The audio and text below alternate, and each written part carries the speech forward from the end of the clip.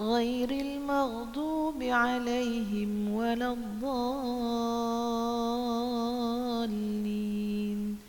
آمين. بسم الله الرحمن الرحيم.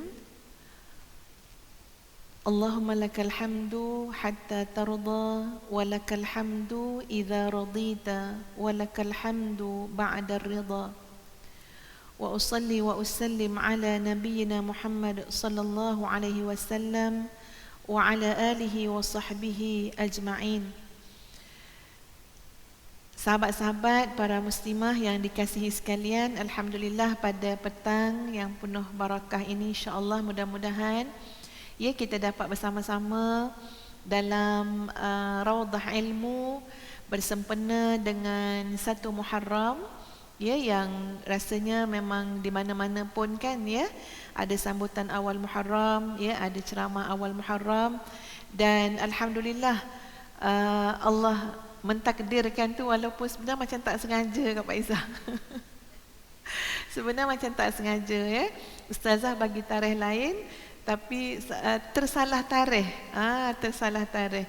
Jadi bila tersalah tarikh hari ni, sebenarnya bukan hari ni sepatutnya, jadi Ustazah kena komit tak boleh pagi, petang. Jadi alhamdulillah ala kulli hal.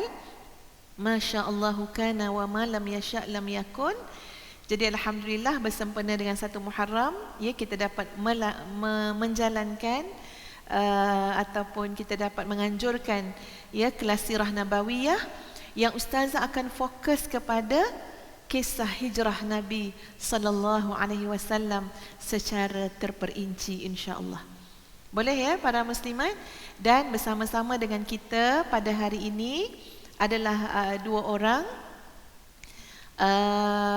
puteri yang memang tak dikenali, 2 orang puteri yang merupakan daripada kumpulan Ilham Akifi, kumpulan nasyid dan qasidah yang Ustazah tubuhkan kurang lebih 2 tahun ataupun berapa tahun ni 2 tahun lepas, alhamdulillah. Jadi kalau ikutkan peserta tu ramai, tapi kita nak qasidah hari ni memadai dengan 2 orang, mengambil kira juga SOP semualah. Kalau bawa satu rombongan tu kan satu bas datin, jadi 2 orang saja yang Ustazah bawa. InsyaAllah tujuannya biar sama-sama kita dapat perhangatkan suasana majlis ilmu kita pada hari ini, biar dapat kita cuba jiwai bagaimana kegembiraan, keriangan wanita-wanita Ansar ketika mana ketibaan junjungan besar Nabi kita Muhammad sallallahu alaihi wasallam.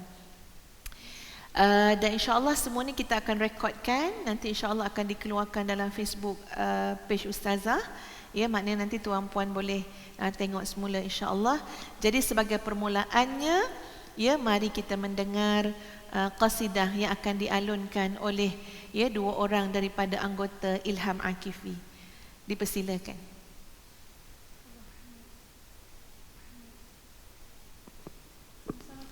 Allah.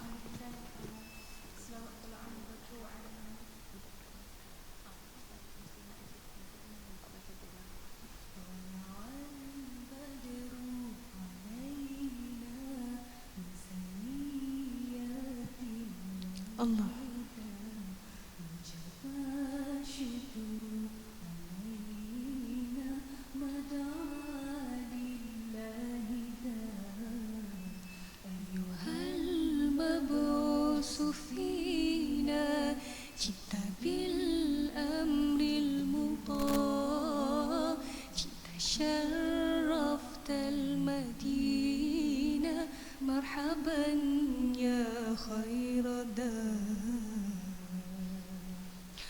طلع النور المبين نور الخير المرسلين نور أمن وسلام نور حق ويقين شكره تعالى رحمة للعالمين وعلى البر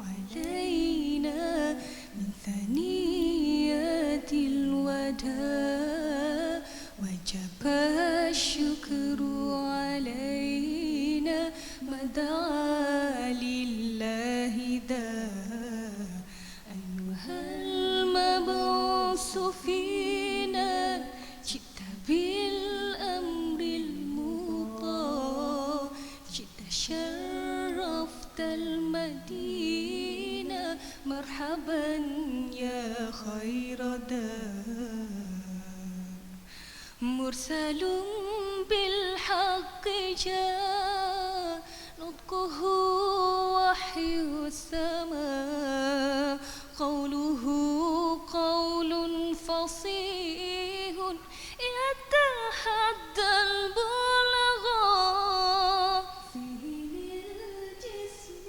شفاء فيه للروح دواء أيها الهادي سلامكم وقرآنا طلع البدر علينا من ثنيات الوداع وجب الشكر علينا ما دعا لله ذا طلع البدر علينا من ثنيات الوداع وجب الشكر علينا ما دعا لله ذا أيها المبعوث فينا جئت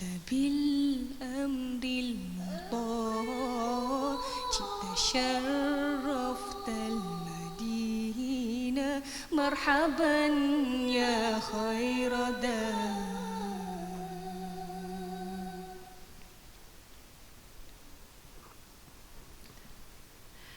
Alhamdulillah, terima kasih kepada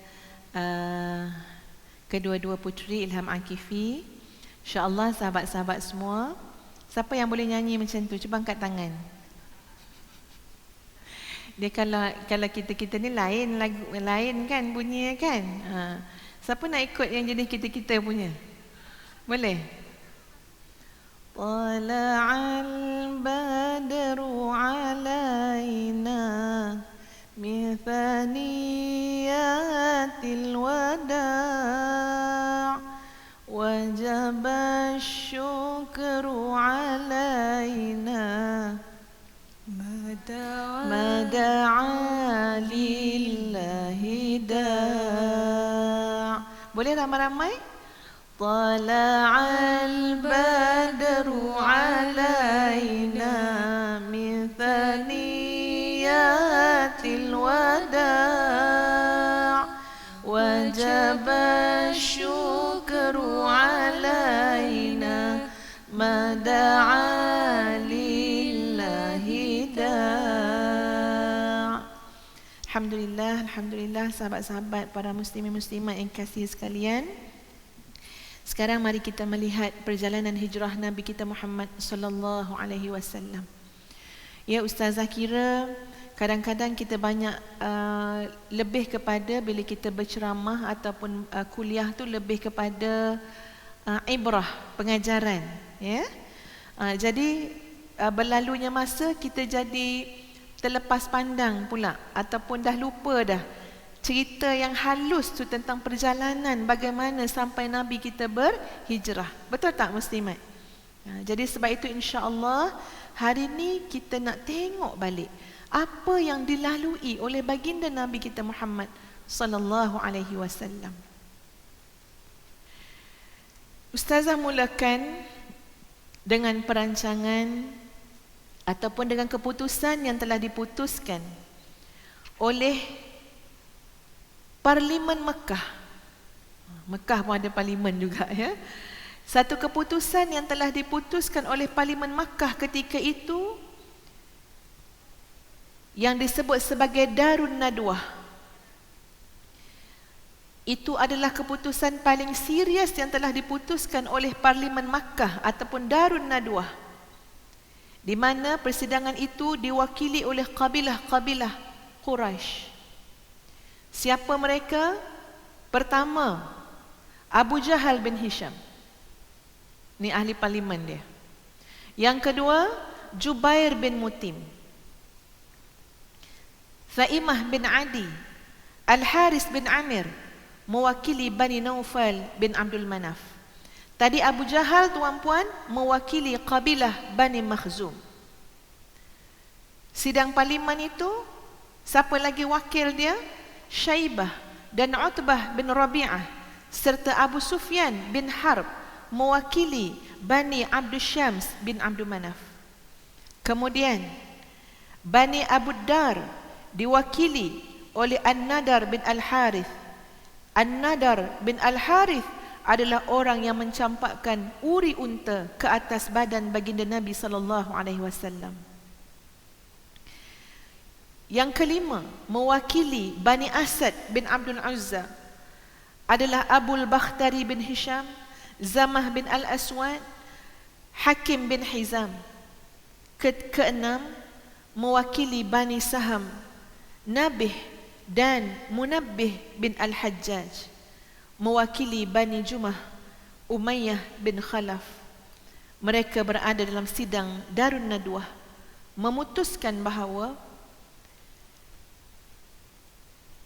Rasulullah sallallahu alaihi wasallam, tu kita panggil Rasulullah lah ya, SAW. Mereka panggil nama je kan ya, memutuskan bahawa Nabi Muhammad sallallahu alaihi wasallam ini mesti menghentikan ajarannya di alam maya ini, dan tidak ada cara yang lebih baik selain daripada menghapuskan hayat Nabi kita Muhammad sallallahu alaihi wasallam. Jadi maknanya apa? Mereka telah mengambil satu cadangan untuk membunuh Nabi kita Muhammad sallallahu alaihi wasallam. Ya. Sampaikan mereka mencadangkan, Abul Hakam mencadangkan, aku berpendapat kita pilih daripada setiap kabilah kita seorang anak muda yang gagah dan terhormat dalam kalangan kita.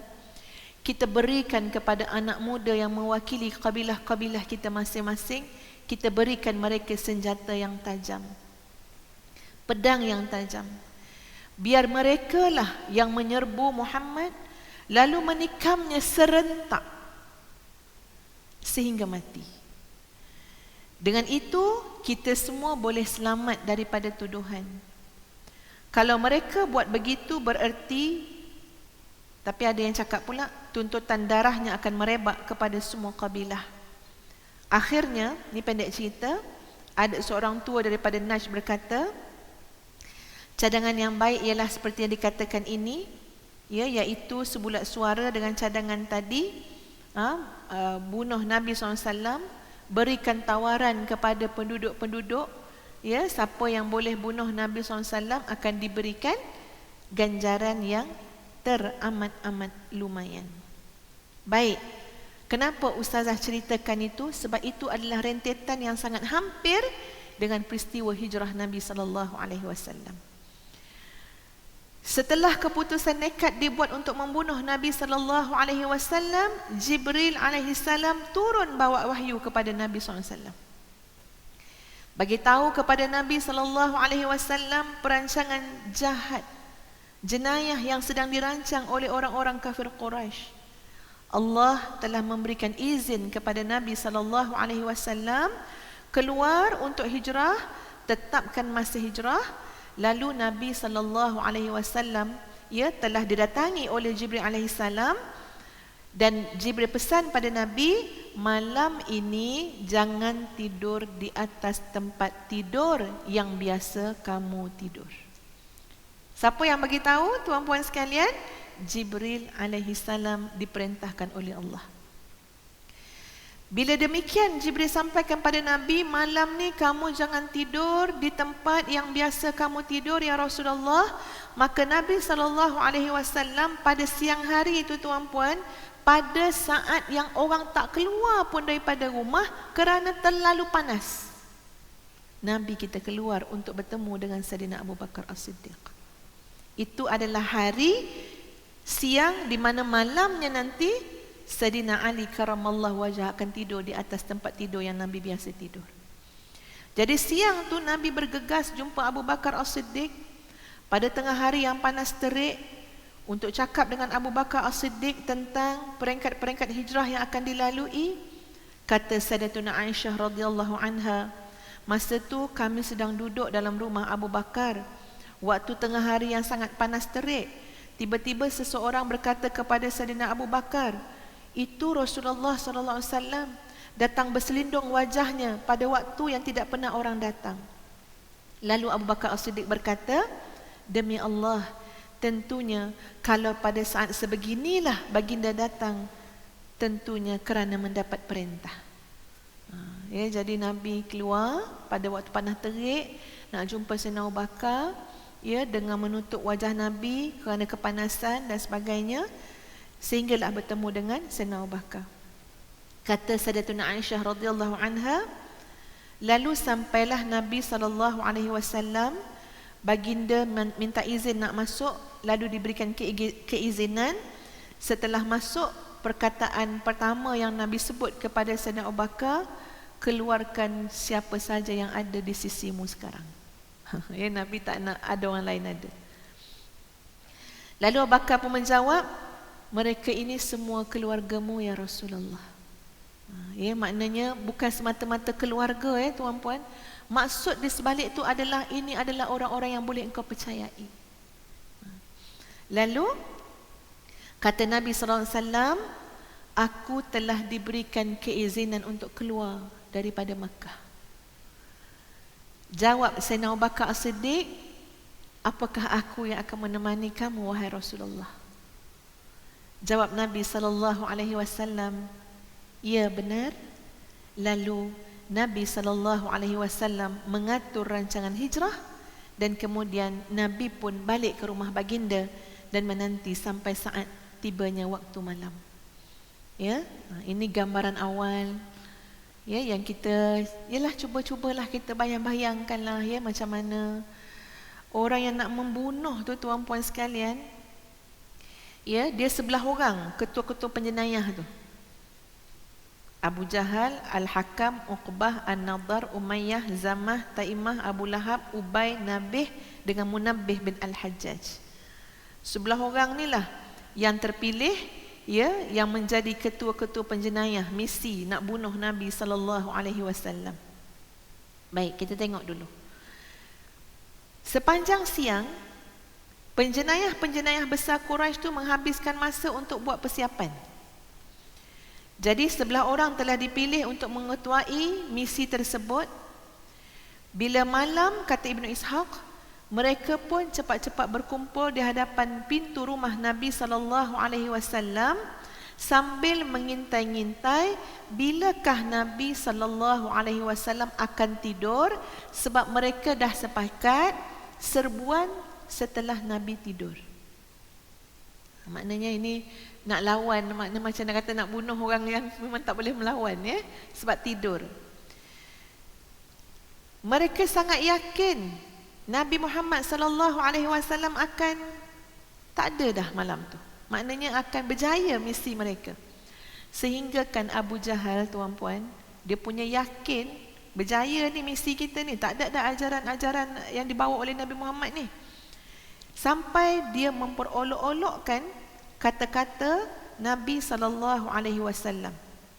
Dia cakap macam ni, Muhammad mendakwa, kalau kamu ikut dia, maka kamu akan jadi raja orang-orang Arab dan juga orang-orang selain Arab.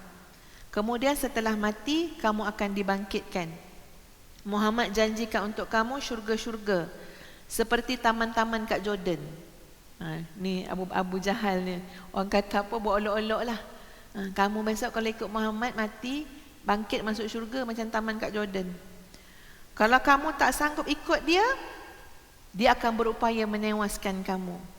Bila kamu ditewaskan, kamu mati, kamu dibangkitkan, siaplah kamu akan dihumban dalam neraka yang akan membakar kamu, diiringi dengan gelak ketawa.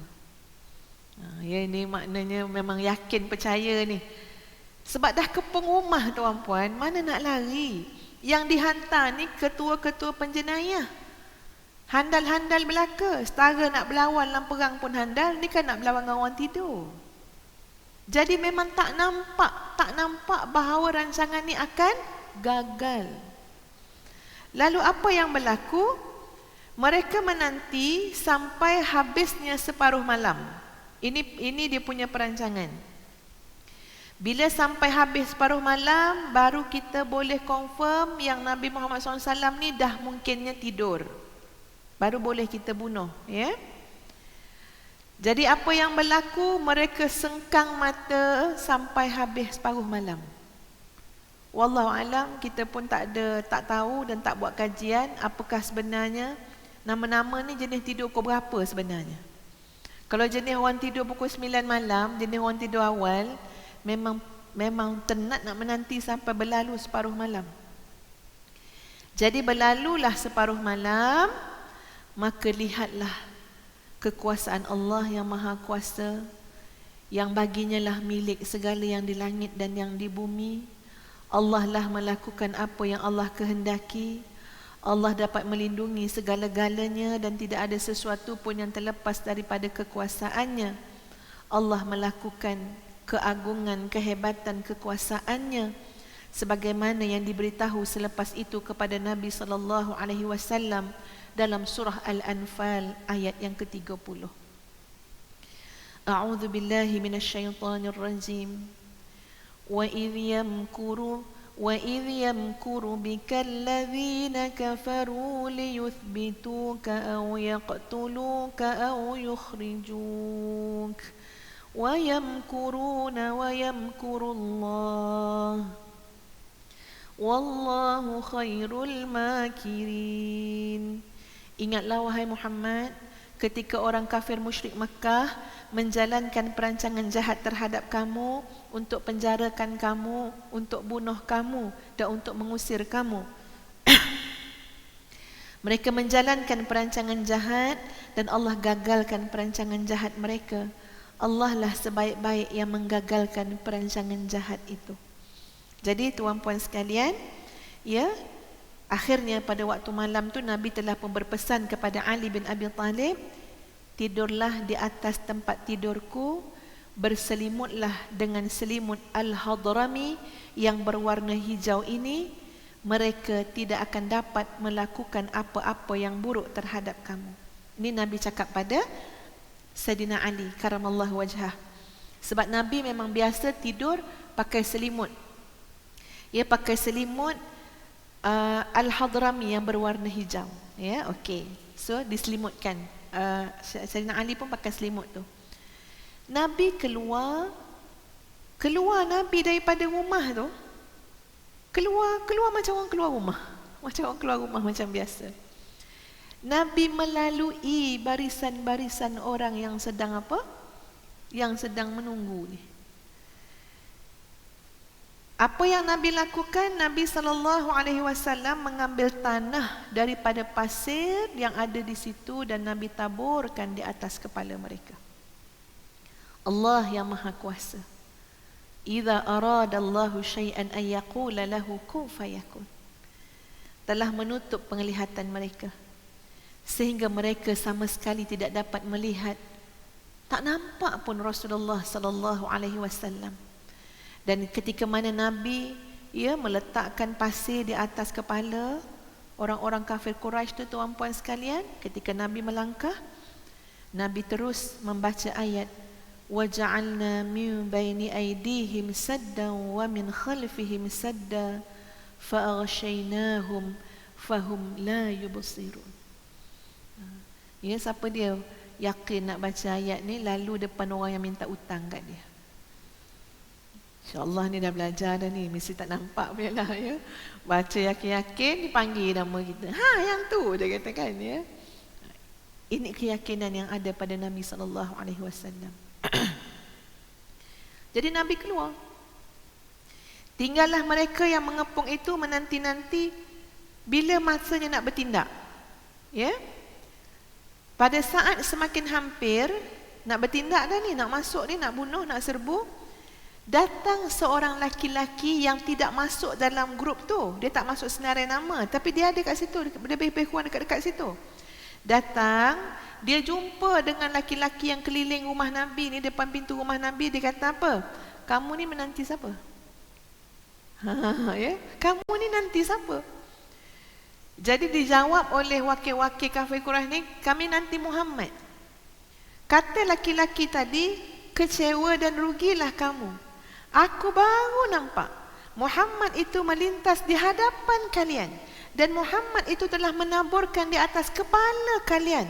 Kemudian Muhammad telah pergi begitu saja. Jadi nak tak percaya, betul-betul atas kepala ada pasir.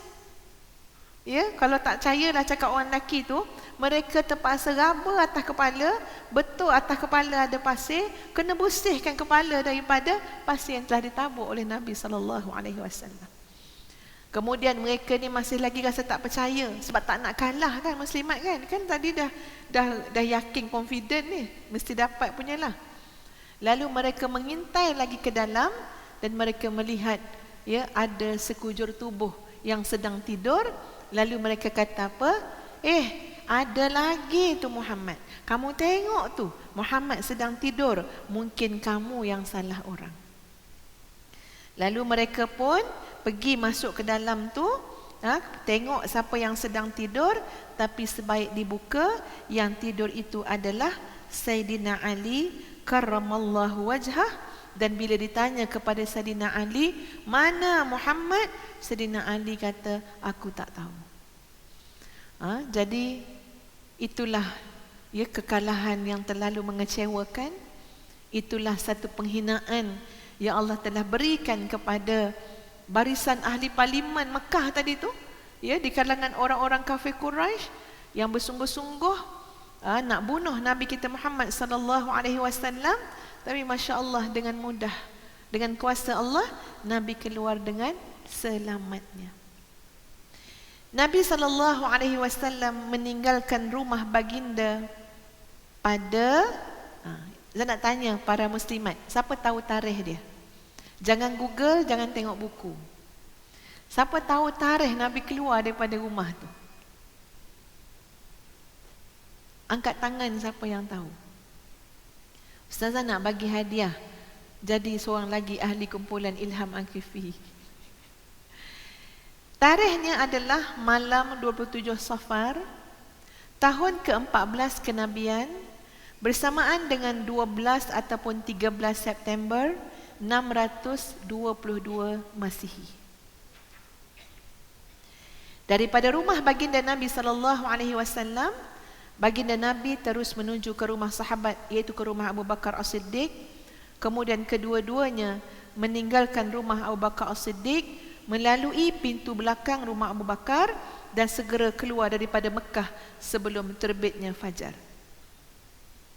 Orang-orang kafir Quraisy tengah kemarahan, nak cari juga di mana Nabi SAW. Ya, jadi apa yang berlaku? Mereka pergi cari Nabi dekat rumah Sayyidina Abu Bakar As-Siddiq. Sampai dekat rumah Sayyidina Abu Bakar As-Siddiq, tanya dengan Asma bintu Abi Bakar. Masya Allah ya, tengok Asma bintu Abi Bakar. Tanya, mana bapa kamu? Mana Muhammad? Sayyidatuna Asma bintu Abu Bakar jawab, saya tidak tahu. Ditempeleng mukanya oleh Abu Jahal sampai jatuh anting-antingnya. Ya. Nak pertahankan Nabi cakap saya tak tahu, ditempeleng.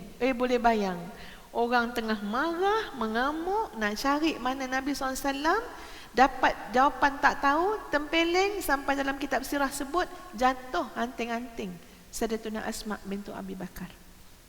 Tuan-puan, balik pada cerita Nabi tadi. Nabi keluar ikut jalan yang berliku-liku sebab tak nak orang tahu.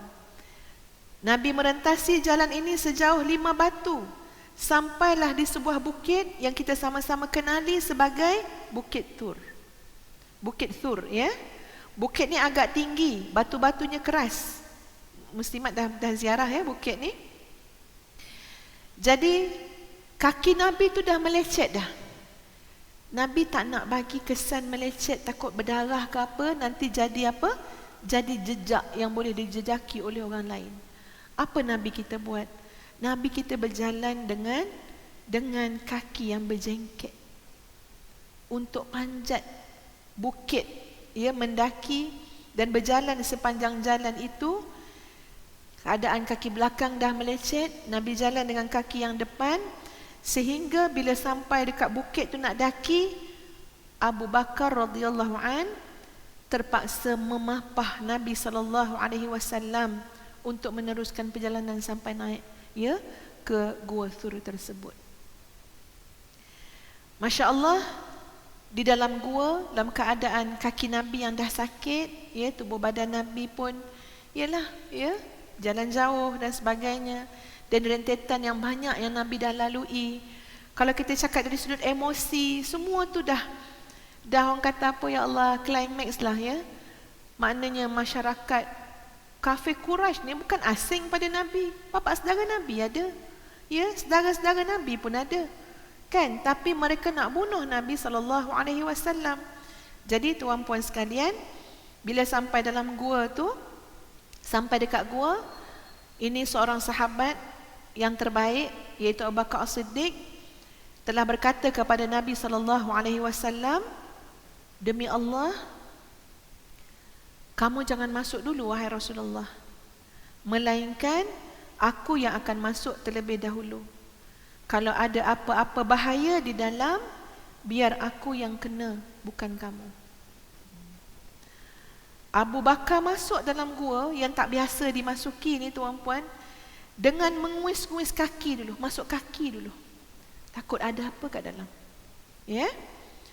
Kemudian didapati ada lubang.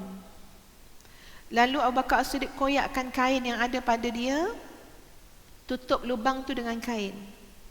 Tengok-tengok ada lagi 2 lubang. Jadi tak ada pula dah kain nak koyak, nak letak kat lubang tu. Lalu apa yang Sayyidina Abu Bakar buat?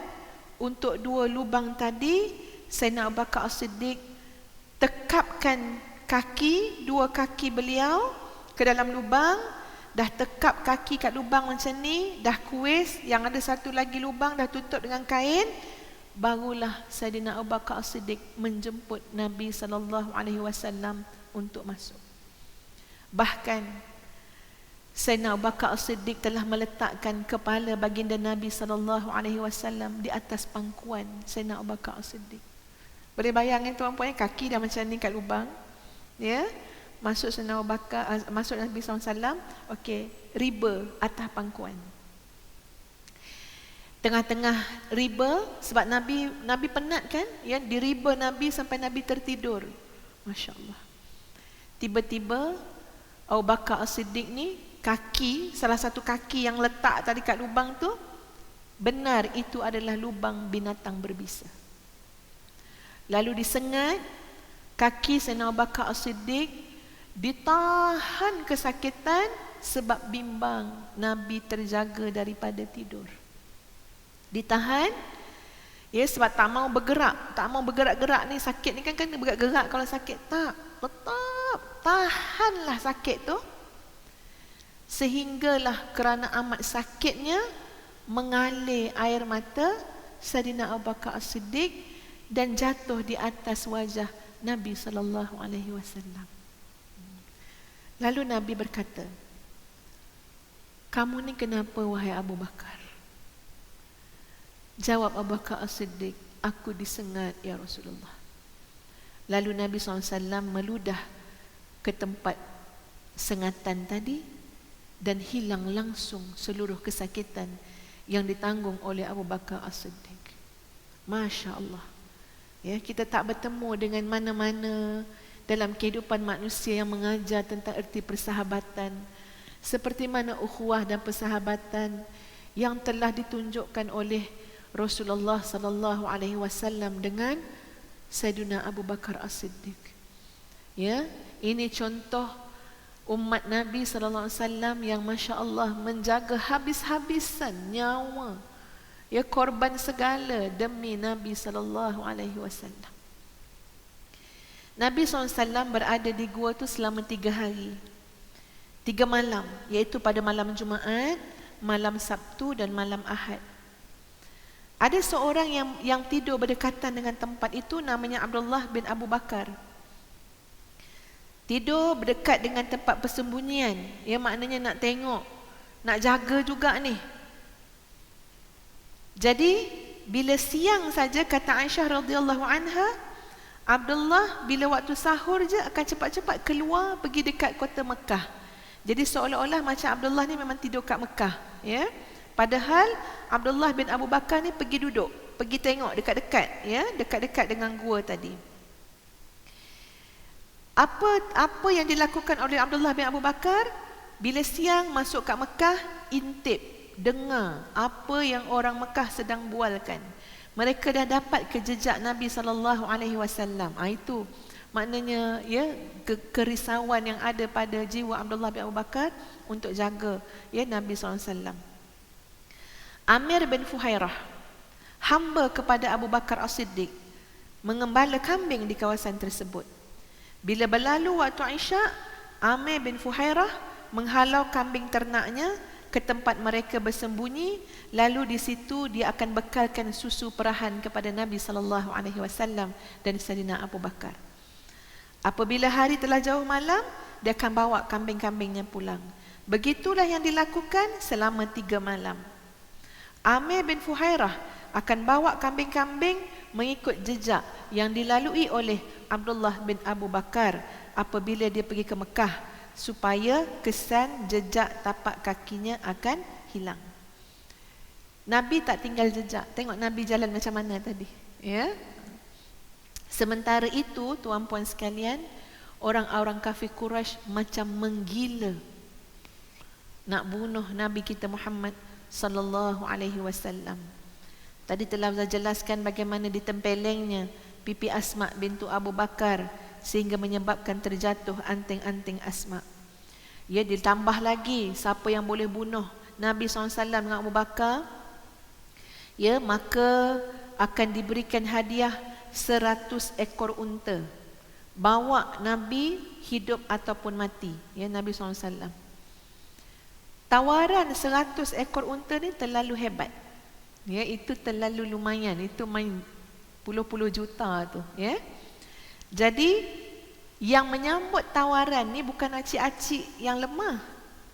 Yang menyambut tawaran ni adalah pahlawan-pahlawan berkuda, panglima-panglima dalam peperangan, ya, pejalan-pejalan kaki, orang yang selalu musafir, selalu jalan jauh, orang yang gagah-gagah berani menyambut siapa tak nak 100 ekor unta.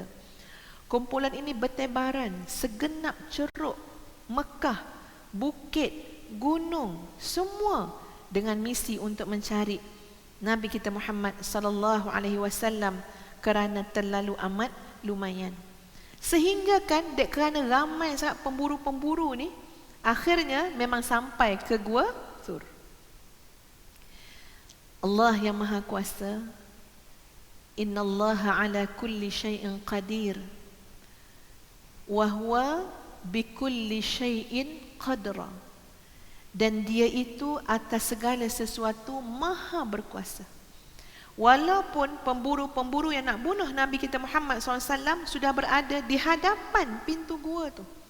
Ibarat kata, bagaimana Al-Bukhari meriwayatkan hadis Anas radhiyallahu anhu daripada Abu Bakar As-Siddiq, katanya, aku dengan Nabi dalam gua, aku angkat je kepala aku dekat pintu gua tu, aku nampak kaki-kaki kaum Quraisy yang nak bunuh Nabi.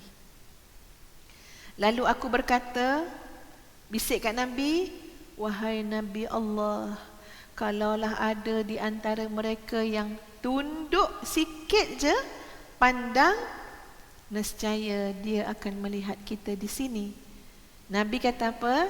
Diamlah wahai Abu Bakar, kita bukan berdua, Allah yang ketiga. Ya, Masya Allah, kena gunalah ayat-ayat ni, ya, betul tak muslimat, ya? Kena selalu guna ayat-ayat ni. Kawan kita nak ngumpat dia, kita cakap kita bukan berdua, kita bertiga. Ya, kena cakap. Sebab apa? Masya Allah, ini soal muraqabah. Ya, kalau dah Nabi memang dahsyatlah ya, sangat luar biasa Nabi yang betul-betul ma'rifatullah yang sebenar-benar kepada Allah. Tapi tengok Nabi mendidik sahabat. Diamlah Abu Bakar, kita bukan berdua, kita bertiga. Ya, ada lafaz lain menyebut bukan seperti sangkaanmu wahai Abu Bakar bahawa hanya ada kita berdua, tetapi sebenarnya Allah lah yang ketiga. Jadi keyakinan kepada Allah, innallaha ma'ana, Allah bersama kita, Allah bersama kita. Betul sahabat-sahabat, kita menghadapi kehidupan ni pun tak larat juga kita nak urus semua benda ya. Kita tak dapat nak kontrol semua benda. Sikit-sikit bolehlah, setakat keupayaan, tak boleh kontrol. Jadi dalam banyak keadaan ya, kita lebih baik kita menenangkan jiwa kita daripada macam-macam perkara dengan menyebut innallaha ma'ana, Allah bersama kita. Jadi kegagalan kaum Quraisy daripada awal tadi tu tuan-puan sekalian, ini memang melihatkan mukjizat yang Allah muliakan kepada Nabi sallallahu alaihi wasallam. Padahal ketika tu beberapa langkah saja di antara Nabi ya, di antara mereka dengan jarak kedudukan Nabi SAW dan juga Abu Bakar As-Siddiq. Baik. Apabila tiba malam Isnin, datanglah Abdullah bin Uraikid kepada Nabi sallallahu alaihi wasallam. Abdullah bin Uraikid ni dia agama masih lagi kekal dengan agama dulu, ya, belum maknanya belum masuk Islam lagi. Abdullah bin Uraikid ni datang sebab dah buat perbincangan, dia nak bantu tunjuk jalan, tunjuk arah pada Nabi SAW. Jadi dia telah datang bawa binatang tunggangan, ya, kenderaan untuk Nabi dengan Sayyidina Abu Bakar, Nabi SAW. Dan bila dibawa tu Nabi jawab, hendaknya dengan berbayar. Jadi tak nak terima free-free ya. Lagipun dia masih lagi belum Islam. Kan? Jadi tak, implikasi tu banyak ya. Boleh kita nak mengambil kepakaran, kemahiran, pertolongan orang-orang yang bukan Islam, tapi selama mana boleh dipercayai ya. Jadi dalam konteks ni ada hukum juga, maknanya boleh kan. Cuma Nabi tak nak terima macam tu saja. Nabi kata hendaknya dengan berbayar. Okey. Semasa nak mulakan hijrah tadi, nak keluar daripada gua tu, pada hari apa tadi tuan-puan? Malam Isnin ya. Nabi duduk sana daripada malam apa? Okey. Datanglah Asma binti Abu Bakar bawa bekalan makanan. Sebab Nabi dengan Sayyidina Abu Bakar dah nak jalan dah ni ya. Buat bekalan makanan. Memang orang perempuan inilah di antara kegusaran kan. Kita mungkin kata benda ni kecil kan. Kita bukan untuk Sayyidina Asma. Maksud ustazah, kita kalau cakap pasal alah bekal makanan, bawa makanan, buat minuman, kita rasa macam alah kecil je pasal makan minum ni. Tapi sebenarnya tuan-puan, ustazah jumpa kata-kata hikmah. Kata-kata hikmah tu berbunyi, kecintaan manusia yang paling besar ialah kecintaan pada makanan. Ustazah kata apa benda kata-kata hikmah macam ni? Ya, masa mula-mula baca. Ya, masa mula-mula baca, apa benda kata-kata hikmah? Kecintaan manusia yang paling besar adalah kecintaan pada makanan. Tapi kalau kita berhenti sekejap untuk renung tuan-puan, akhirnya kita akan rasa memang betul. Tuan-puan, suami tak ada rumah, outstation 4 hari, boleh tak? Boleh hidup lagi tak? Bad mood tak? Boleh lagi. Suami mana? Outstation, berapa bulan? Sebulan, mujur, alhamdulillah dia kata. Ya? Tapi 5 hari tak ada makanan kat rumah, bad mood tak? Bad mood. Ya, maknanya apa? Kita perasan tak? Kita bangun pagi cari makanan. Balik kuliah ni sekarang singgah kat mana? Beli karipap. Karipap tu apa tu? Sejenis apa? Tumbuhan ke apa? Makanan. Jumpa kawan-kawan, nak buat kawan-kawan ke mana? Makan.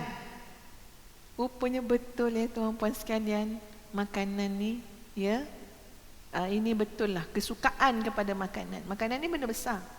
Ya, Sayyidatuna Asma binti Abu Bakar yang menyiapkan bekal makanan kepada Nabi SAW dan juga Abu Bakar As-Siddiq. Tapi Sayyidatuna Asma terlupa nak bawa tali untuk sangkut bekal. Kalau tak, bekal tu nak letak kat mana?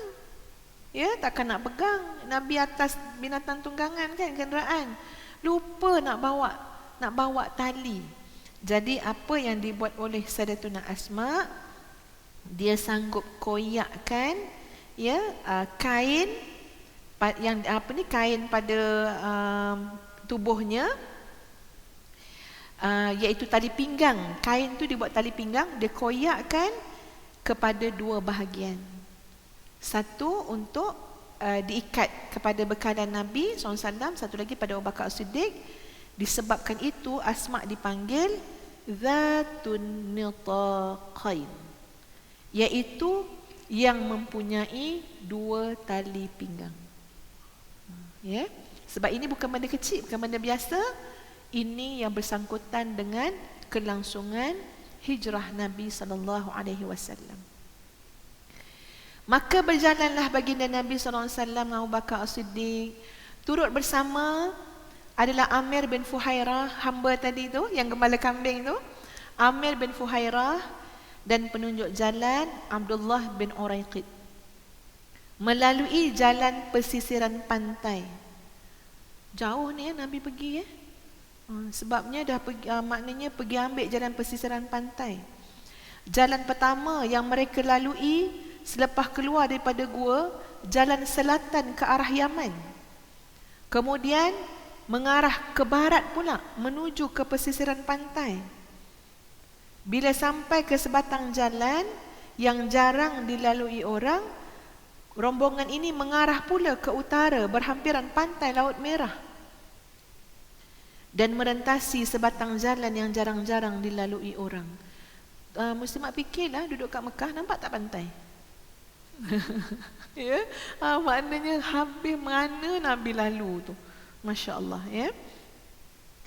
Ibnu Ishaq menyebut tempat-tempat yang dilalui oleh Nabi SAW sepanjang jalan itu. Menurutnya, apabila penunjuk jalan bawa mereka keluar, dibawanya mereka melalui jalan bawah Makkah. Kemudian mereka terus ke pesisiran pantai sehingga jalan yang dilalui tadi bertentangan dari jalan bawah Usfan. Dia macam ni tuan-puan. Jalan tu dia macam bukan menghala ke Madinah. Dia macam ke sini, lepas tu balik semula. Jalan tu memang jauh. Kenapa? Sebab nak mengamburi jejak-jejak orang yang mencari dan memburu tadi. Jadi kalau tengok jalan tu kan, melalui jalan Thaniyah Al-Murrah, kemudian Laqfa, kemudian pergi Mudlajah Laqaf, pergi Mudlajah Majaf, lalu Marjah Mahash, masuk Marjah Diyal Ghadwan, pergi Batin Di Kashar, pergi Jadadid Al-Ajrat, Dusilim, Batu'an, Mudlajah Tihin, Al-Ababid, melintasi Al-Fajah, turun ke Al-Arash, pergi kepada Thaniyah Al-A'ir, sebelah kanan Rukubah, pergi ke Batnu Rim, sampailah ke Quba. Yang mana yang tuan-puan kenal? Quba aja. Ustazah pun sama, sebut je ni ya. Kalau tanya kat mana Ustaz? Itu kena tengok peta. Masya Allah, Nabi lalu. Jadi berikut ialah beberapa peristiwa yang berlaku dalam perjalanan Nabi tersebut. Pertama, daripada Abu Bakar As-Siddiq menjelaskan, kami dibawa berjalan pada malam hari terus menerus sampai esoknya, sehingga apabila hari sudah benar-benar terik, jalan sunyi dah, tak dilalui orang, tiba-tiba kami terlihat ada seketul batu besar yang memanjang. Batu besar yang memanjang tu, dekat pinggir batu tu boleh berteduh. Padahal waktu tu orang pun tak keluar dah, kerana teriknya matahari. Dan Nabi SAW dan rombongan Nabi kan telah berjalan daripada sepanjang malam. Jadi batu besar itu dapat tempat macam berteduh daripada teduhan, daripada terkena sinar matahari. Lalu kami pun duduk kat situ, kata Sayyidina Abu Bakar As-Siddiq, dan aku sediakan tempat duduk untuk Rasulullah SAW dengan tanganku, supaya baginda SAW dapat tidur di atasnya. Jadi Masya Allah ya, kedekatan Sayyidina Abu Bakar As-Siddiq ni, ya Allah ya Tuhan ya, dengan Nabi. Memang tempat beriba Nabi, tangan tu tempat duduk Nabi, tempat tidur Nabi. Masya Allah, Masya Allah. Aku hamparkan di atas tempat itu kulit bulu. Tangan ni, lepas tu letak kulit. Tidurlah wahai Rasulullah sallallahu alaihi wasallam, biar aku yang mengawasi sekelilingmu. Kita jangan lupa Sayyidina Abu Bakar pun tak tidur juga. Biar aku yang mengawasi sekelilingmu. Nabi SAW pun tidur, dan kata Abu Bakar Siddiq, aku pun dan Nabi dah tidur tu, aku biarkan Nabi tidur, aku pun keluar. Tengah panas terik tadi, bukan lagi di bawah teduh batu, untuk mengawasi, tak ada orang yang nampak, kami berlindung di situ. Tiba-tiba aku terlihat seorang pengembala datang bawa kambing. Padahal tu waktu yang orang tak keluar tuan-puan sekalian. Ini semua Masya Allah, Allah yang maha baik, Allah yang maha memberi rezeki, Allah yang maha melindungi. Ya, kekasih Allah ini. Nabi SAW ini kekasih Allah. Datang, ada seorang penggembala kambing, datang bawa kambing dia. Lalu aku pun bertanya, kata Sayyidina Abu Bakar, hai budak, kamu ni milik siapa? Dia jawab, aku milik seorang lelaki penduduk Madinah ataupun Mekah. Lalu aku bertanya, kambing kamu ada susu tak? Kata Sayyidina Abu Bakar. Jawabnya, ya. Lalu aku katakan kepadanya, boleh tak kamu perahkan susunya? Jawabnya, boleh. Lalu diambilnya seekor kambing.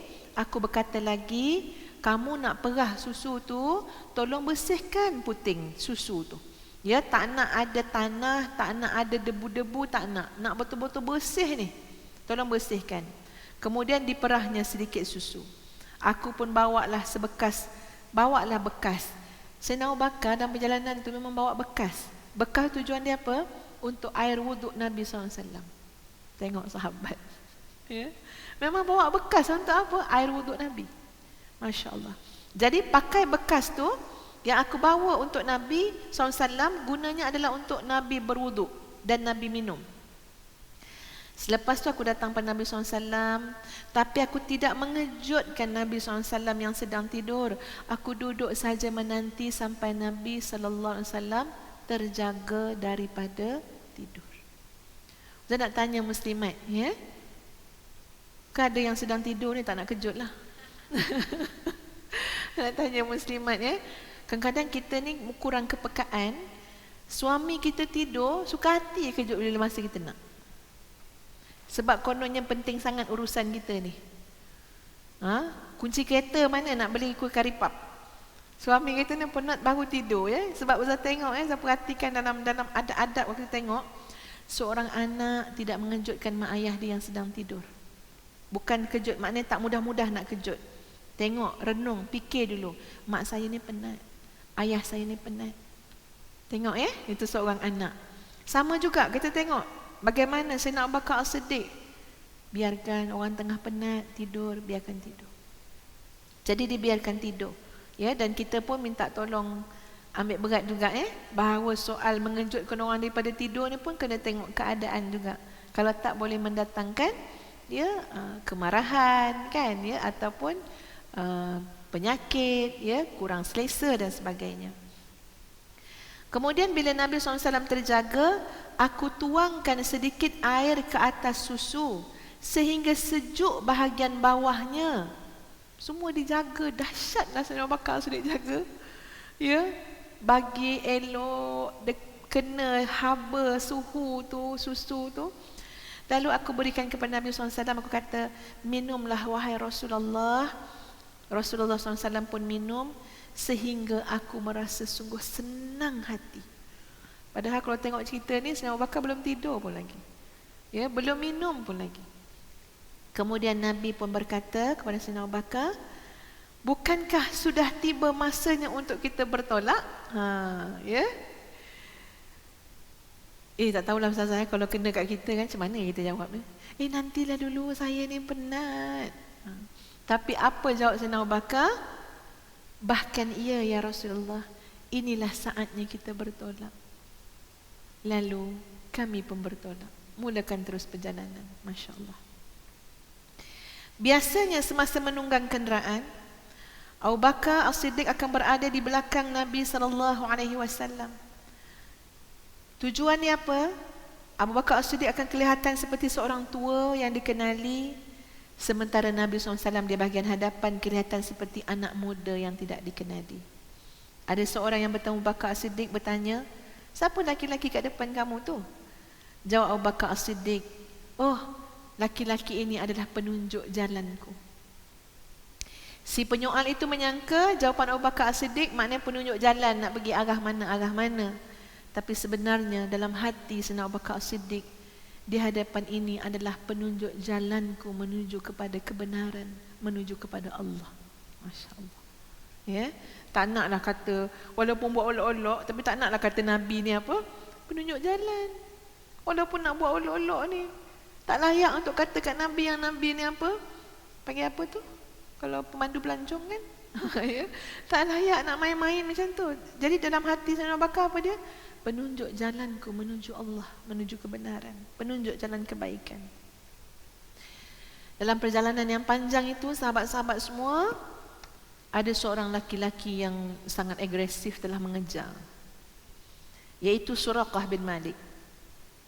Suraqah sendiri menceritakan, ketika aku sedang duduk dalam majlis kaumku Bani Mujlaj, tiba-tiba seorang laki-laki daripada kalangan mereka datang berdiri terjegat di hadapan kami. Ketika itu kami sedang duduk, laki-laki itu kata ke aku, "Hei Suraqah, tadi aku lihat ada kelibat orang di tepi pantai.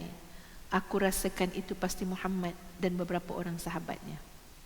Memang betul pun ya, memang betul orang tu nampak. Berkata Suraqah, "Aku yakin bahawa itulah mereka. Tapi aku berkata kepada laki-laki itu, tak, itu bukan Muhammad. Bukan, itu sebenarnya geng-geng aku." Tahu tak macam mana jahatnya dia ni? Dia tak nak ada orang lain tahu itu memang Muhammad. Dia tak nak ada orang lain kejar. Dia tak nak ada orang lain dapat bunuh Nabi. Dia tak nak ada orang lain dapat 100 ekor unta.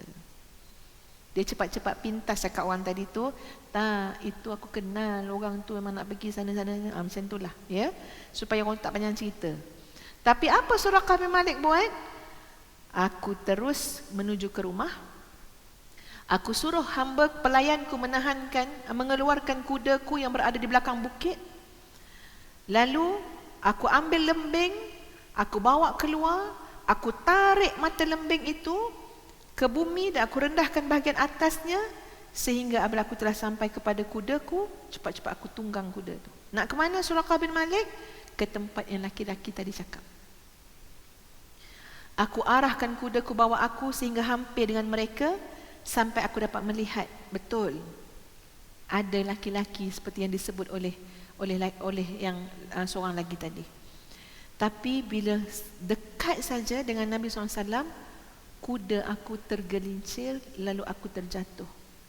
Aku bangun semula, lantas menghulurkan tanganku ke dalam sarung anak panah dan aku keluarkan beberapa anak panah. Suraqah ni dia suka buat ramalan dengan anak panah. Ni jenis tukang telik tak apa-apalah ni. Jadi dengan anak-anak panah tu dia buat ramalan. Ramalan yang anak panah tu tunjuk bahawa akan berlaku kemudaratan kepada dia. Tapi dia kata apa? Aku tak nak peduli ramalan tu. Yang penting aku nak dapatkan tawaran membunuh Nabi SAW. Aku tunggang kuda aku.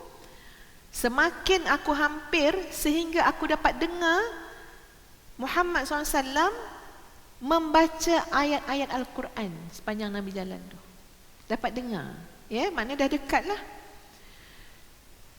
Dan Nabi SAW sedikit pun tidak berpaling kepada aku, sedangkan Sayyidina Abu Bakar As-Siddiq sangat banyak berpaling pada aku. Ya, ni ada orang ikut ni, ada orang. Nabi tak berpaling, Nabi baca Quran je. Tiba-tiba kaki hadapan kudaku terbenam ke dalam bumi sehingga keparas lutut. Lalu aku terjatuh lagi. Aku bingkas bangun, menarik kaki kudaku. Ketika mana sudah hampir kakinya mahu keluar, sudah mula-mula berdiri betul, tiba-tiba kelihatan di hadapan adalah debu-debu yang berkilauan di langit seperti asap. Dah tak nampak. Aku buat ramalan lagi dengan anak panah aku. Ternyata ramalan anak panah tadi yang keluar petunjuk apa? Sesuatu yang memudaratkan. Jadi aku pun panggil lah Nabi SAW tadi dengan sahabat tu, panggil. Aku kata aku nak berdamai. Lalu Nabi berhenti. Bila dia lauk nak berdamai, ya, berhenti. Aku tunggang kuda sampai kepada mereka. Ketika aku menghadapi kesulitan untuk menangkap mereka, terdetik dalam hatiku bahawa sesungguhnya misi Muhammad ini pasti akan berjaya. Bukan misi dia, misi Nabi kita Muhammad SAW untuk menyampaikan ajaran dakwah Islam, ya, untuk berhijrah, pasti akan berjaya. Maknanya hati kecil dia tak dapat nak tipulah. Kalau dah macam tu sekali, siapa pula yang buat macam tu kan, sampai terbenamlah kaki kuda lah apa, siapa memang hati kecil tu dia tak beriman dengan Allah kan, tapi hati kecil tu rasa bahawa misi Nabi Muhammad SAW ni pasti akan berjaya.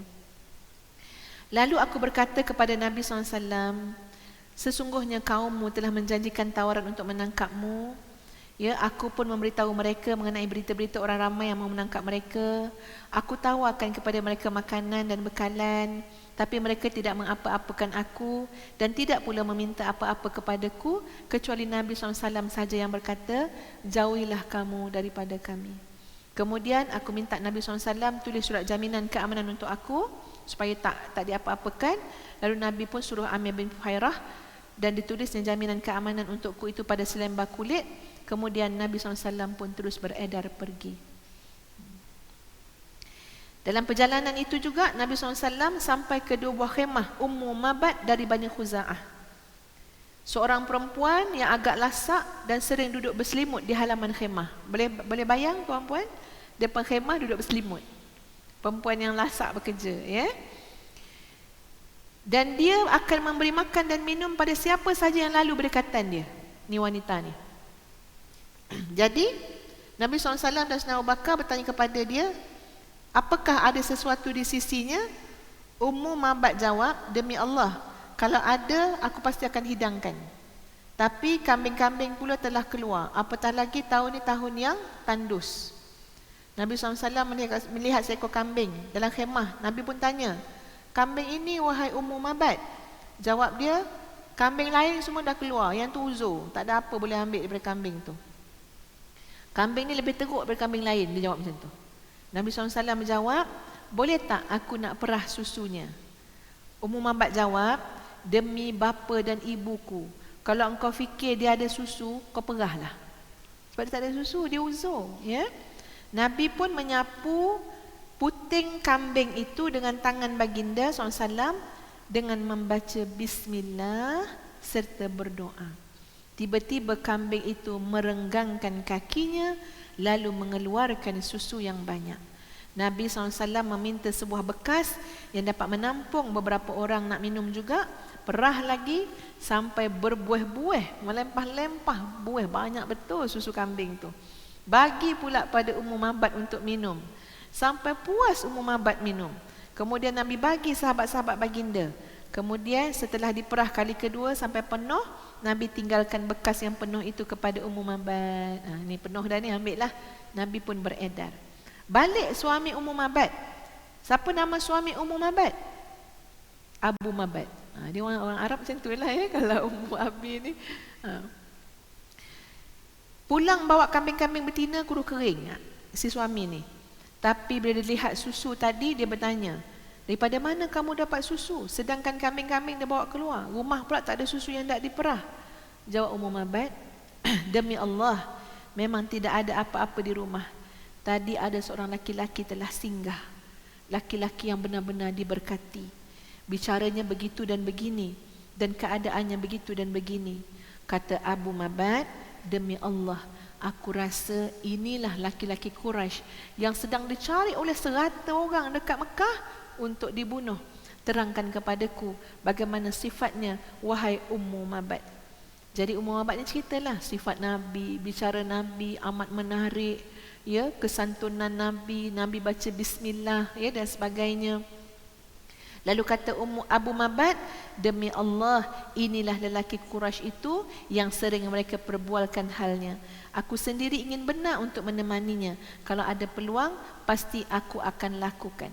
Ketika itu tuan-puan sekalian, terdengar satu suara yang kuat di Mekah, sehingga semua orang dapat mendengar suara tu, tapi tak dapat melihat siapa yang keluarkan suara tu. Suara tu terjemah dia macam ni, terjemahan. Allah pemilik Arash melimpahkan kurnia yang terbaik. Dua sahabat yang singgah di khemah Ummu Mabad, singgah membawa kebaikan, berangkat juga begitu. Pasti berjaya orang yang sempat mendampingi Muhammad. Lihatlah anak cucu Qusay betapa Allah mengumpulkan bagimu. Dengan dia melalui perbuatan yang tiada taranya. Bani Ka'ab bakal hina dek gelagat anak gadisnya. Tempat duduknya menunggu masa diisi orang mukmin. Tanyalah saudarimu tentang kambing dan bekasnya. Kambing sedia ada akan bersaksi jika ditanyai. Berkata Asma bintu Abu Bakar, kami sebenarnya tak tahu pun ke arah mana Nabi pergi. Tapi ada seorang laki-laki dari kalangan jin datang dari bahagian bawah kota Makkah yang mengungkapkan baik-baik syair tadi. Maknanya siapa punya suara tu? Jin. Orang yang tak nampak. Ya. Jadi Asma kata, bila dengar baik-baik syair tu, maka tahulah aku bahawa Nabi sedang menghala ke Madinah. Sebab ada tempat Ummu Mabad tu. Iaitu hala 7 tu. Oh, maknanya Nabi dah lalu kat situ. Maknanya Nabi ni menghala ke arah Madinah. Sebab orang lain tak tahu ni perancangan Nabi dengan Sayyidina Abu Bakar As-Siddiq. Dia tahulah mereka menghala ke Madinah. Dalam perjalanan Rasulullah SAW bertemu Abu Buraidah, yang merupakan ketua kaum. Dia keluar untuk mencari Nabi SAW sebab nak bunuh Nabi. Tapi sebaik berbicara dengan Nabi, tak jadi bunuh, masuk Islam terus. Dan membawa bersama-sama dengannya 70 orang lelaki daripada kaumnya. Dia tanggalkan serbannya, diikat pada tombak yang asalnya tombak tu nak bunuh Nabi kan. Dia tanggal serban dia, diikat pada tombak, lalu dijadikan bendera untuk mengisytiharkan bahawa raja keamanan dan kesejahteraan telah tiba untuk memenuhi dunia ini dengan keadilan dan kesaksamaan. Dalam perjalanan itu juga Nabi bertemu Az-Zubair bersama-sama rombongan perdagangan orang Islam. Mereka ialah pedagang-pedagang yang datang daripada Syam. Lalu Az-Zubair memakamkan Nabi SAW dan Abu Bakar As-Siddiq dengan pakaian berwarna putih. Jadi dah sampailah. Ini perjalanan dah makin dekat dan nak sampai dengan Quba, ya. Dan bila singgah Nabi sampai di Quba pada hari Isnin 8 Rabiul Awal tahun ke-14 kenabian, iaitu tahun pertama hijrah, bersamaan 23 September 622 Masihi, Nabi SAW tiba di Quba. Tadi kalau kita tengok Nabi keluar pun Safar kan, ya? Betul tak tadi? Tulis tak tuan-puan sekalian? Berapa bulan tadi? Sekejap ya. Mana tarikh-tarikh ni? 27 Safar kan? Lepas tu masuk bulan Rabiul Awal. Kan? Lepas tu mana tadi? Nabi sampai kat Quba tu 8 Rabiul Awal. Kita sambut hijrah bulan Muharram. Agak-agak kenapa? Kalau tengok pada tarikh-tarikh tu bukan Muharram. Ya? Okay, ini ada dibincangkan, ya. Ini adalah untuk menjadi satu kemudahan dari sudut pentarikhan, tarikh, ya. Sebab dulu tak adalah kalender yang betul-betul spesifik macam hari ni kan, ya. Jadi bila awal Muharram tu diletakkan sebagai apa? Sebagai seolah-olah macam awal hijrah, ya. Ada yang berpandangan niat ataupun keinginan untuk berhijrah itu berlaku pada bulan Muharram. Wallahu a'lam. Ya, baik. Pada hari Isnin 8 Rabiul Awal tahun ke-14 kenabian, tahun pertama hijrah, bersamaan 23 September 622 Masihi, Nabi SAW tiba di Quba. Menurut Urwah bin Zubair, orang Islam di Madinah dah siap sedia dah dengar Nabi keluar daripada Mekah, ya. Bila dengar ura-ura Nabi menuju ke Madinah, semua dah siap sedia. Hampir setiap pagi mereka akan keluar ke padang yang lapang menanti Nabi SAW. Tengok je, bila dah terlampau panas terik, balik semula ke rumah. Ada seorang laki-laki Yahudi telah mendaki salah sebuah tembok kepunyaan mereka untuk melakukan satu tugas. Dialah yang telah melihat jauh sana Nabi SAW dan sahabat-sahabat berpakaian putih. Siapa yang pakaikan pakaian putih tadi? Az-Zubair. Ya, jumpa pakaikan pakaian putih pada Nabi dengan Abu Bakar Siddiq. Tapi bila Yahudi dia nampak macam Nabi berpakaian putih, tapi sebab jauh panah terik jadi fata morgana. Kejap ada, kejap hilang, ya. Tapi orang Yahudi itu tak dapat menahan perasaan, dia telah bersuara kuat-kuat, dia kata apa? Hei orang Arab, atuk yang kamu nanti-nantikan sudah datang. Ya. Datuk yang kamu nanti-nantikan dah datang. Jadi orang Islam pun keluar. Kata Ibn Qayyim, kedengaranlah bunyi riuh rendah dan takbir di sana sini di perkampungan Bani Amr bin Auf. Orang Islam yang lain turut bertakbir, terlalu gembira dengan kedatangan Nabi SAW. Mereka keluar untuk bertemu Nabi SAW. Mereka menemui Nabi SAW dan mengalu-alukan kedatangan seorang Nabi. Mereka keliling Nabi. Ya Allah, dia punya gembira. Sebab tak pernah jumpa, ada yang tak pernah jumpa kan, ya. Keliling Nabi. Sehingga turunlah wahyu Allah, surah At-Tahrim ayat 4. Di mana pada hujung ayat tu menyatakan fa innallaha huwa maulahu wa jibril wa salihul mu'minin wal malaikatu ba'da dzalika zahir. Kerana sesungguhnya Allah adalah pelindungnya. Selain daripada itu Jibril, orang yang soleh dari kalangan orang yang beriman, dan malaikat-malaikat juga menjadi penolongnya. Kata Urwah bin Zubair, ya, masa bertemu Nabi SAW, mengambil kedudukan di sebelah kanan sehingga Nabi berhenti di tempat Bani Amr bin Auf. Hari itu ialah hari Isnin dalam bulan Rabiul Awal. Kemudian Abu Bakar bangun menghadapi orang ramai, sementara Nabi masih duduk berdiam diri. Orang Ansar tak pernah tengok Nabi. Jadi bila Abu Bakar bangun, mereka pun cepat-cepat mengalu-alukan Abu Bakar, ya. Jadi salah orang, ya. Segera mengalu-alukan Abu Bakar As-Siddiq. Apabila terik matahari mengenai Nabi SAW, Abu Bakar pun tampil menaungi Nabi dengan selendangnya. Sentiasa dijaga. Sentiasa dijaga. Maknanya tengah-tengah ramai-ramai tu, tengok tu, kena tak terik matahari dekat Nabi SAW. Abu Bakar nampak, kena, cepat-cepat ambil selendang, naungi, ya, Nabi dengan selendang Abu Bakar As-Siddiq. Maka tahulah orang ramai yang mana sebenarnya Nabi SAW. Ya, yang dinaungi selendang itu. Masya Allah. Masya Allah, tuan-tuan dan puan-puan sekalian, ya. Semasa di Quba, Nabi singgah di rumah Kalthum bin Al-Hadam. Dikatakan bahawa Nabi SAW singgah di rumah Sa'ad bin Khaythamah. Ali bin Abi Talib pula setelah Nabi meninggalkan Makkah terus berada di Makkah selama 3 hari untuk pulangkan barang-barang amanah yang disimpan pada Nabi SAW. Tengok, ada barang-barang amanah yang Nabi simpan. Sayyidina Ali ambil masa 3 hari, pulangkan balik semua, selesaikan semua urusan. Semua nak tinggal Makkah dah ni, nak tinggalkan Makkah. Kemudian beliau pun berhijrah dengan berjalan kaki. Sayyidina Ali tadi berhijrah jalan kaki sehingga ditemuinya Nabi SAW dan Abu Bakar di Quba.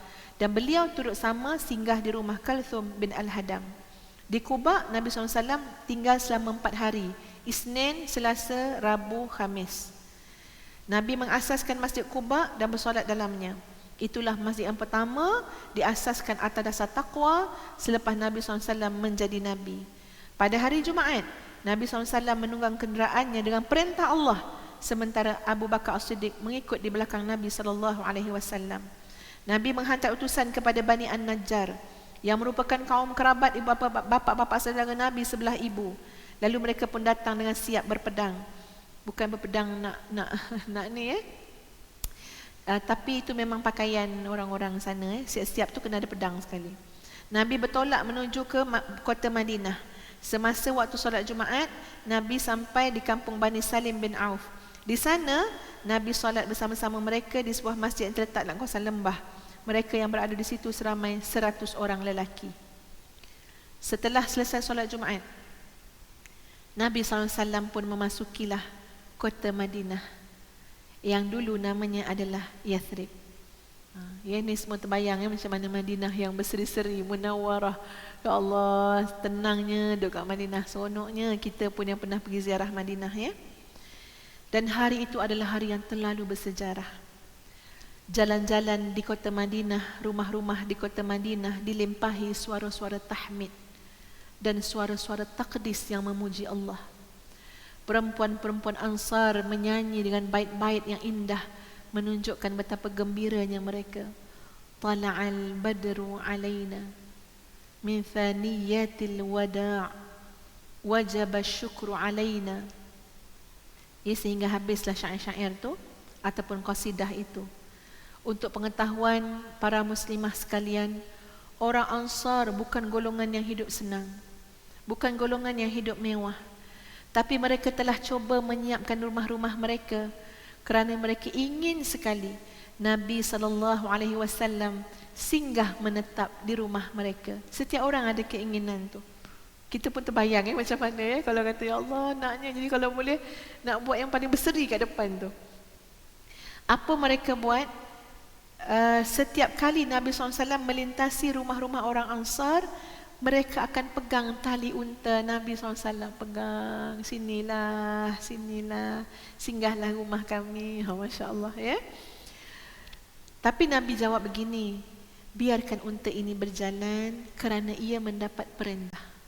Bukan suka-suka hati nak masuk rumah siapa-siapa. Jadi dilepaskan tali tersebut. Sampai di lokasi Masjid Nabawi, kuda tu unta tu mendengus ataupun kat sini tulis menderum. Macam mana menderum ya? Macam berbunyilah ya. Tapi Nabi tak terus turun. Nabi suruh unta tu bangun balik. Berjalan perlahan-lahan sebab nak make sure kat mana sebenarnya. Jalan depan, unta tu ke belakang balik. Berpaling ke belakang unta tu, patah balik dan datang balik tempat tadi, tempat Masjid Nabawi ni. Kat situ menderum, maka Nabi tahu di situlah Nabi patut turun, maka turunlah Nabi SAW daripada unta baginda. Lagi satu tuan-puan, kita tengok kat sini. Kat situ ada kampung Bani Najjar. Kan Nabi ada bagi surat kan? Ya. Situ adalah keluarga pihak bapa-bapa saudara sebelah ibu Nabi SAW. Jadi Nabi SAW memang kalau kita baca kat sini, unta Nabi berhenti di situ petunjuk Allah. Kat tempat yang unta berhenti tu tempat kampung Bani An-Najjar. Memang tempat tu adalah tempat keluarga pihak bapa saudara belah ibu Nabi. Sebab tu kita ambil sikit pengajaran ya tuan-puan sekalian. Kalau kita pergi mana-mana, ada rumah kawan, ada rumah saudara. Agak-agak mana lagi aula? Mana lagi utama? Rumah saudara. Ya? Rumah saudara. Tengok Nabi pergi Madinah pun, tengok macam mana perhatian Nabi kepada kaum qarabah, saudara mara Nabi sendiri. Bagi dulu apa tadi yang Nabi tulis tadi? Nabi tulis utusan ya, hantarkan utusan nak maklum kan. Lepas tu berhenti kat situ. Unta Nabi SAW berhenti di situ adalah dengan petunjuk Allah. Kerana Nabi SAW sendiri suka untuk berhenti dalam kalangan bapa-bapa saudara sebelah ibunya demi memuliakan mereka. Masya Allah. Min babil adab. Jangan maklum makngah kita tahu kita datang ke tempat dia, tapi kat mana? Kat rumah BFF dia. Kat mana? Kat rumah orang lain dulu. Ni maklum kita, ni makngah kita. Tengok Nabi tunjuk tuan-puan sekalian, ya. Memuliakan kaum kerabat, pak saudara belah ibu. Sementara itu orang ramai terus pujuk Nabi SAW ya untuk singgah di rumah mereka. Lalu Abu Ayyub Al-Ansari segera bawa kenderaan Nabi dan bawa Nabi SAW masuk dalam rumahnya. Ya, kemudian datanglah Asad bin Zurarah pula, pegang lagi tali kenderaan Nabi. Semua ni sebab Nabi kata macam ni. Nabi kata seseorang itu bersama kenderaannya. Jadi masing-masing pun tahu, ambil kenderaan Nabi, Nabi ikutlah. Jadi masing-masing nak tarik tali pada unta Nabi SAW. Okey. Setelah beberapa hari, isteri Nabi iaitu Saudah radhiyallahu anha bersama dengan dua orang puteri Nabi, Fatimah dan Ummu Kalsum, Usamah bin Zaid dan Ummu Aiman pun datang. Ya. sampai ke Madinah. Mereka keluar ditemani oleh Abdullah bin Abu Bakar. Tadi nama yang mula-mula kita dengar tadi kan, yang duduk masa Nabi kat dalam gua Sur tadi. Mereka ditemani oleh Abdullah bin Abu Bakar, datang bawa bersama keluarga Abu Bakar, termasuklah Aisyah. Puteri Nabi SAW Zainab masih tinggal bersama Abul As. Beliau tak dapat peluang untuk keluar kecuali setelah perang Badar. Aisyah radhiyallahu anha berkata, apabila Nabi SAW sampai ke Madinah, Abu Bakar radhiyallahu anhu dan Bilal jatuh sakit. Sebenarnya ialah perjalanan pun panjang kan, jatuh sakit. Lalu Aisyah beritahu, Aisyah datang kunjungi lalu baginda datang kunjungi Abu Bakar dan Bilal. Kemudian, duhai bapaku, bagaimana keadaanmu? Hai Bilal, bagaimana keadaanmu? Menurut Aisyah radhiyallahu anha, Abu Bakar demam. Semua orang berpagi-pagi di sisi keluarganya, sedangkan kematian itu lebih dekat dari tali kasutnya. Jadi maknanya demam tu demam yang berat ya pada Abu Bakar As-Siddiq. Bilal pun bila sakit bertambah kuat tu, Bilal cakap macam ni, aku pun tak tahu apakah dapat bermalam di lembah yang dikelilingku pohon ikhdir dan pohon jalil, idkhir dan pohon jalil. Apakah mungkin suatu hari aku dapat minum air majannah? Apakah aku akan bertemu Bukit Samah dan Tafil? Orang zaman dulu, orang Arab ya tuan-puan, dia memang bersyair. Ya, memang kuat bersyair ya, syair pun sedap. Ini bila Ustaz baca terjemahan, hujung dia tak sama. Kalau dalam bahasa Arab tu sama je, sedap dia dengar. Kedua-dua syair ini menunjukkan apa? Sakit yang dihidap oleh Sayyidina Abu Bakar As-Siddiq dan Bilal tu berat. Aisyah radhiyallahu anha berkata, kemudian aku datang kepada Nabi SAW. Aku beritahu kat Nabi SAW mengenai hal Abu Bakar sakit, Bilal sakit. Lantas Nabi SAW telah berdoa, ya Allah, jadikanlah kami mencintai Madinah sebagaimana cinta kami kepada Makkah, au asyad, ataupun lebih lagi, sihatkanlah penduduk Madinah, berkatilah gantang dan cupak penduduk Madinah, pindahkanlah demamnya dan jadikanlah ia berada di Juhfah. Jadi demam-demam ni banyak macam-macam lah. Kok rindu Mekah ke, ya, sayang sangat, tinggal Mekah macam tu, tinggal semua, ya. Mungkin juga kerana kesukaran perjalanan ya, dan sebagainya. Jadi tengok doa Nabi, ya Allah, jadikanlah kami mencintai Madinah seperti mana kami mencintai Makkah, bahkan lebih lagi cinta kami kepada Madinah ini. Sihatkan penduduk Madinah, berkati gantang dan cupak penduduk Madinah, pindahkanlah demam penyakit semua ni kepada penduduk, dan jadikanlah ia berada, bukan pada penduduk ya, jadikanlah penyakit-penyakit itu berada di Juhfah. Jadi sihatlah, alhamdulillah ya, daripada penyakit-penyakit tadi. Maka kita lihatlah bagaimana barakahnya bumi Madinah. Maka dengan itu rasmilah Nabi kita sallallahu alaihi wasallam telah pun berhijrah daripada Makkah ke Madinah. Dan sebaik berlakunya hijrah ini, tuan-puan sekalian, bukan fasa untuk bersenang lenang. Ini yang kita kena faham. Bila kita hijrah, bila kita berubah, itu umpama kita baru buat tapak. Apa yang berlaku selepas hijrah itu sangat besar. Pengorbanannya, perjuangannya, pengisiannya yang berlaku selepas hijrah. Sebab hijrah bukan semata-mata pindah daripada tempat kepada tempat. Tapi kita kena ingat, pindahnya Nabi daripada Makkah ke Madinah adalah untuk apa? Li'i'la'i kalimatillah, untuk menegakkan kalimah Allah, untuk menegakkan kalimah tauhid. Ya, bukan semata-mata pindah tempat. Ya, bukan makna bila kata sampai Madinah selesai dah misi kita, selesai dah tanggungjawab kita. Tak, bertambah-tambah berat lagi amanah, tanggungjawab yang belum selesai. Sehingga apa? Sehingga li'i'la'i kalimatillah, sehingga tertegaknya kalimah Allah, ya, ajaran Allah dalam kehidupan. Kalau kita sebut hijrah dalam bentuk peribadi, sehingga dalam jiwa kita ini tertanamnya akidah tauhid yang kukuh kepada Allah Azza wa Jalla. Itu hijrah. Hijrah ni bukan makan masa. Hijrah maknanya, oh saya dah buat macam ni dah, hijrah. Saya dah buat macam ni dah, hijrah. Tak. Hijrah ni nak ke mana destinasinya? Kepada Allah. Hijrah ni ke mana yang nak dicapai destinasinya? Keredaan Allah. Maka selama mana kita masih belum mati, belum tahu mana tempat kita, Ya, belum sampai nampak segala-gala yang Allah sediakan kepada kita, kita terus hijrah yang diikuti dengan hijrah. Maknanya apa? Bertambah baik lagi, bertambah baik lagi, bertambah baik lagi. Itulah hijrah yang harus kita fahami. Menuntut perjuangan, menuntut pengorbanan. Ya, ada yang terpaksa dilepaskan, tapi insya-Allah Allah gantikan dengan yang lebih baik. Ini satu berita gembira kepada orang yang berhijrah. Kalau dalam penghijrahan kita, tuan-puan, ada benda yang hilang, ada benda yang terpaksa dilepaskan, ada benda yang semakin menjauh dan menjarak daripada hidup kita. Mungkin kawan-kawan tinggalkan kita, mungkin tentang tuan-puan keluarga pun tinggalkan kita. Ya, mungkin susut harta kita atas nama nak tinggalkan harta yang haram, nak berhijrah kepada jalan yang lurus, yang halal. Tapi percayalah, Allah akan menggantikan dengan yang lebih baik. Allah akan gantikan dengan yang lebih baik. Ingat, kita bukan berdua, kita bertiga.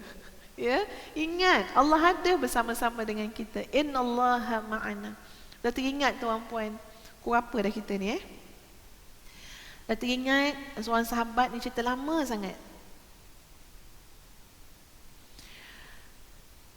Dia hijrah dia dahsyatlah, luar biasa tuan-puan. Sebab dia rasa dia tak mampu nak buat apa-apa daripada keluarga dia cakap. Dia hijrah, mula-mula hijrah individu mula-mula dia baiki diri dia, tapi dia tak boleh buat apa pada keluarga dia. Itu pada fahaman dia lah. Dia kata suami dia tak nak ikut sama perubahan, dan dia pun rasa dia tak boleh buat apa dah. Sehingga akhirnya suami dia ambil keputusan menceraikan dia. Ya. Jadi nampak macam dia ni pelik sangat. Cerai dia dan anak-anak semua ikut suami. Padahal pada satu ketika sebelum dia buat keputusan tu, dia macam berada kehidupan dekat puncak lah tuan-puan ya. Ya Allah, kayanya, pengaruh yang dia ada ya. Macam-macam lah yang dia ada. Ustazah malah pernah pergi rumah dia apa semua. Ni cerita lama sah. Masa Ustazah baru balik daripada Jordan lagi, ya. Mana dia bawa ziarah. Tiba-tiba tinggal semua. Dia pergi mana tuan-puan? Pergi duduk dekat Mekah. Jauhnya hijrah dia. Jauhnya. Ya. Seorang sahabat telah bertemu dengan dia dekat Mekah. Menangis dia. Ya, sebab dia dah tinggalkan anak-anak dengan bekas suami apa semua. Tak dapat. Yalah, duduk jauh, duduk Mekah. Ini cerita lama bukan macam sekarang lagi senang hubungan tu kan. Bukan macam sekarang media sosial ni, tak ada ni. Zaman Zabu balik daripada Jordan dulu. Menangis dia. Apa yang berlaku pada dia?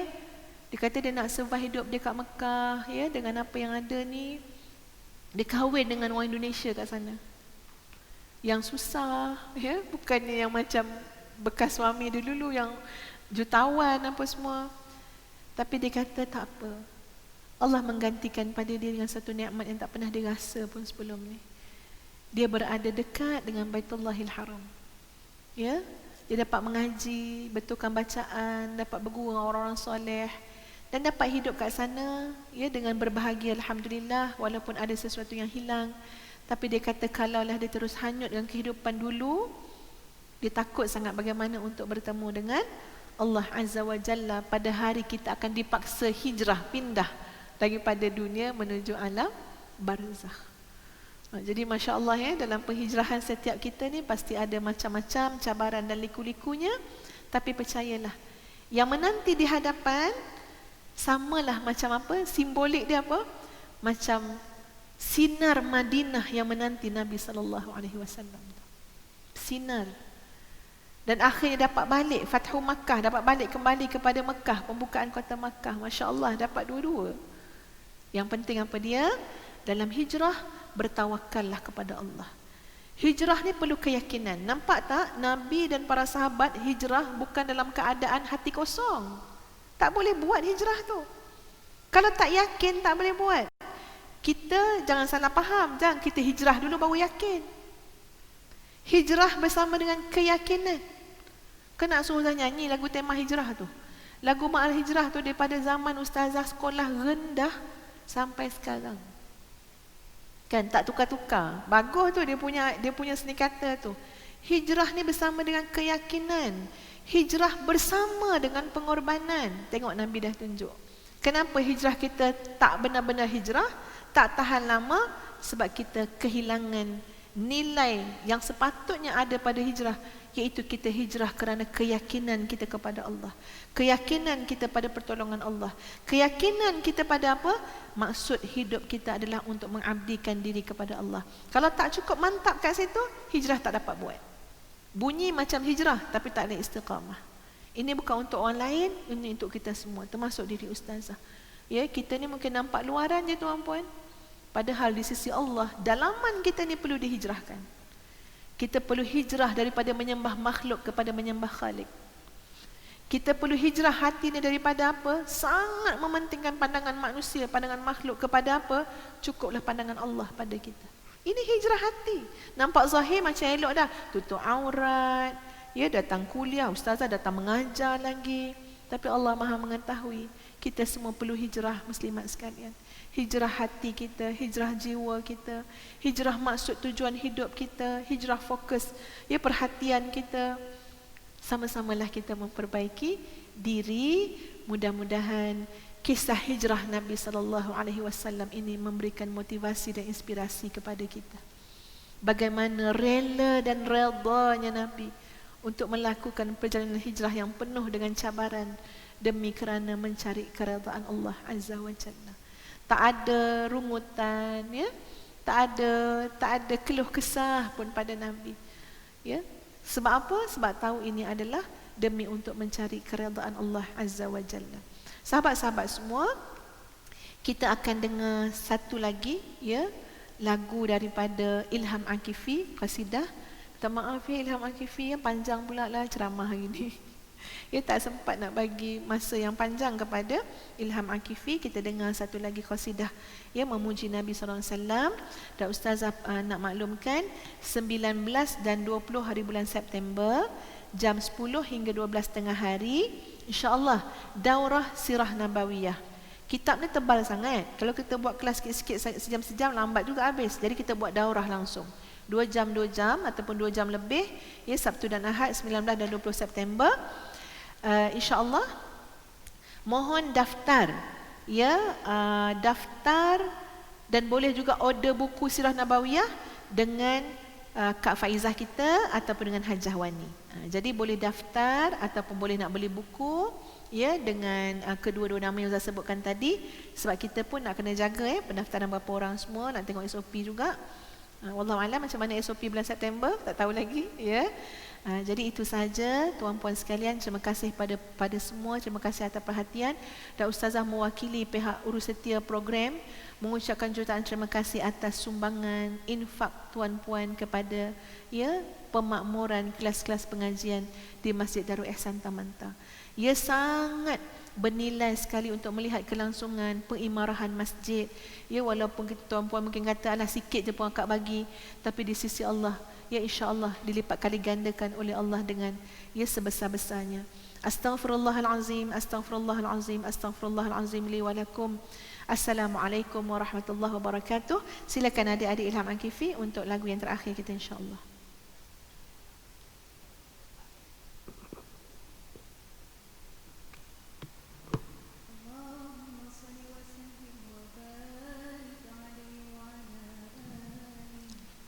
Sallallahu wasallam alaihi.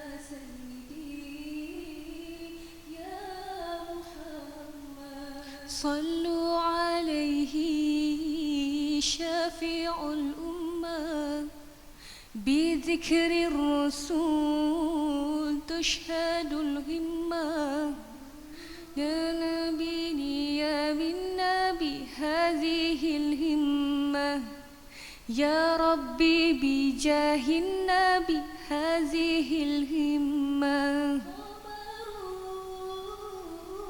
قمر قمر سيدنا النبي قمر